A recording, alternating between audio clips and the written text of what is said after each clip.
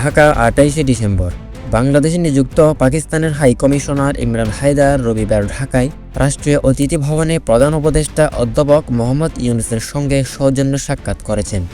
বৈঠকটি দুই দেশের মধ্যে দ্বিপাক্ষিক সম্পর্ক আরও জোরদার এবং সম্প্রসারণশীল করার লক্ষ্যে অনুষ্ঠিত হয়। বিশেষভাবে বাণিজ্য, বিনিয়োগ, বিমান যোগাযোগ, শিক্ষাগত ও সাংস্কৃতিক সহযোগিতা এবং স্বাস্থ্যসেবা খাতের উন্নয়নমূলক উদ্যোগ নিয়ে আলোচনা করা হয়। সাক্ষাৎকালে হাই কমিশনার ইমরান হায়দার উল্লেখ করেন, বাংলাদেশ পাকিস্তান বাণিজ্য গত বছরের তুলনায় প্রায় 20% বৃদ্ধি পেয়েছে। তিনি বলেন, উভয় দেশের বাণিজ্য সম্প্রদায় নতুন বিনিয়োগের সুযোগ অন্বেষণে সক্রিয় রয়েছে, যা আগামী দিনের অর্থনৈতিক সম্পর্ককে আরও শক্তিশালী করবে।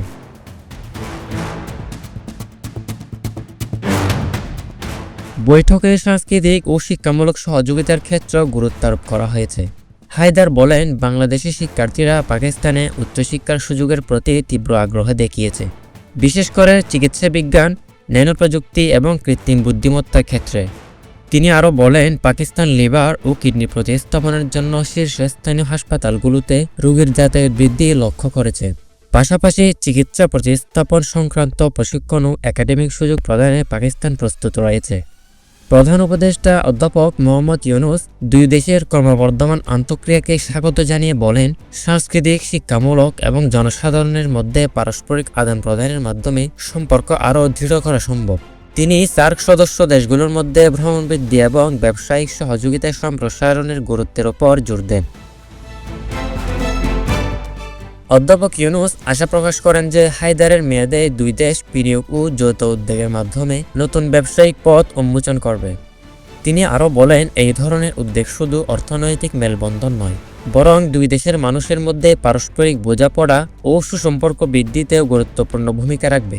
হাই কমিশনার ইমরান হায়দার জানান, আগামী জানুয়ারি থেকে ঢাকা থেকে করাচি সরাসরি ফ্লাইট চালু হবে, যা দুই দেশের পর্যটন, ব্যবসা ও জনসংযোগে আরও গতিশীল করবে।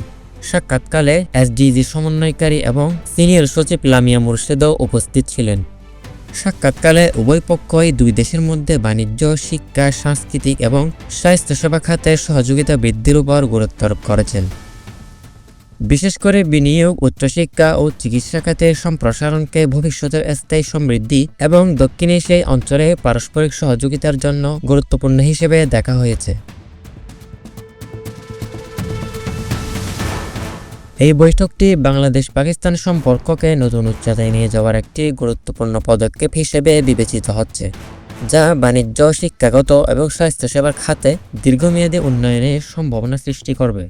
প্রধান উপদেষ্টা অধ্যাপক মোহাম্মদ ইউনূস দুই দেশের মধ্যে ক্রমবর্ধমান আন্তঃক্রিয়াকে স্বাগত জানিয়ে এবং সার্ক সদস্য দেশগুলির মধ্যে ভ্রমণ বৃদ্ধির পাশাপাশি সাংস্কৃতিক, শিক্ষামূলক এবং জনসাধারণের মধ্যে আদান প্রদানের গুরুত্বের উপর জোর দিয়েছেন। অধ্যাপক ইউনূস বাংলাদেশ পাকিস্তান বাণিজ্য আরও বৃদ্ধির প্রয়োজনীয়তার উপর জোর দিয়েছেন এবং আশা প্রকাশ করেছেন যে জনাব হায়দারের মেয়াদে উভয় দেশের বিনিয়োগ এবং যৌথ উদ্যোগে ব্যবসার জন্য নতুন পথ খুঁজে বের করবে। পাকিস্তানি হাই কমিশনার বলেন, জানুয়ারিতে ঢাকা থেকে করাচি সরাসরি ফ্লাইট শুরু হবে বলে আশা করা হচ্ছে।